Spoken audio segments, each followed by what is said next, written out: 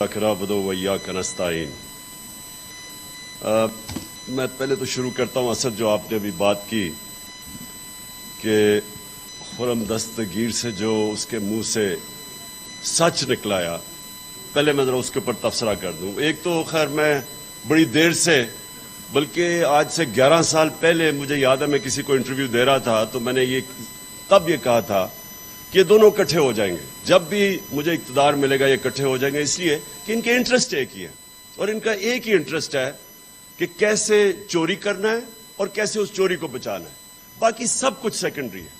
تو وہ تو اس نے کہہ ہی دیا اپنے منہ سے کہ یہ جو کیسز ہیں 100 ججز آ جانے تھے اور کیسز تھے، عدلیہ آزاد ہے پاکستان میں، تو اگر ججز بھی آ جانے تھے یہاں تو آزاد عدلیہ ہے، تو کس چیز کا آپ کو ڈر ہے؟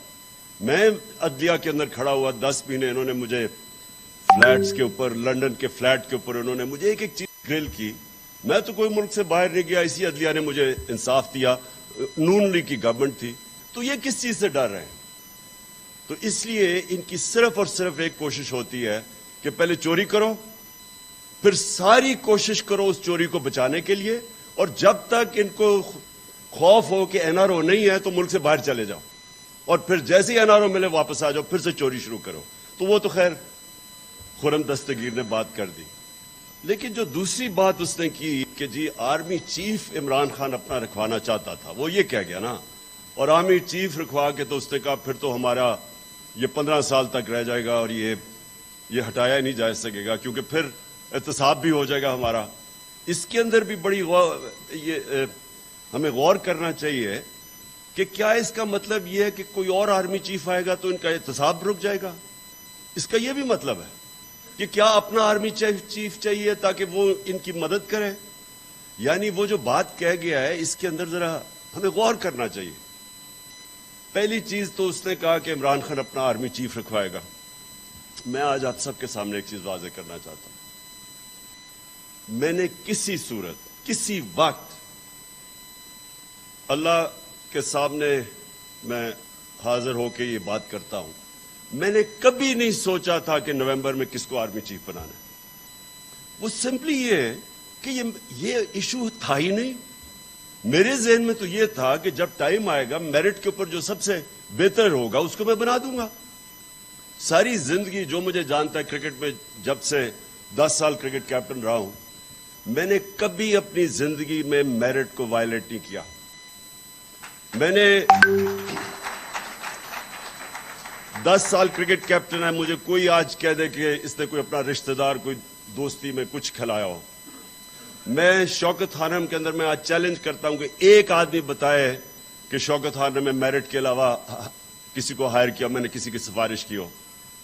شوکت ترین میرے ساتھ بورڈ آف گورنرز میں پتہ نہیں کتنے 10 سال تھے، ایک آدمی بتائیں کہ ہم نے میرٹ وائلیٹ کی ہو۔ اس لیے اللہ کا شکر ہے کامیاب ہاسپٹل ہے، اس لیے وہ چل رہا ہے، اس لیے دنیا کی، پاکستان کی سب سے لیڈنگ انسٹیٹیوشن ہے، انٹرنیشنلی ریکگنائزڈ ہے، کیونکہ وہ میرٹوکریسی ہے۔ اس میں نوبل یونیورسٹی میں ایک آدمی بتایا میں نے کسی کو ہائر کیا کہ غلط، آؤٹ آف میرٹ۔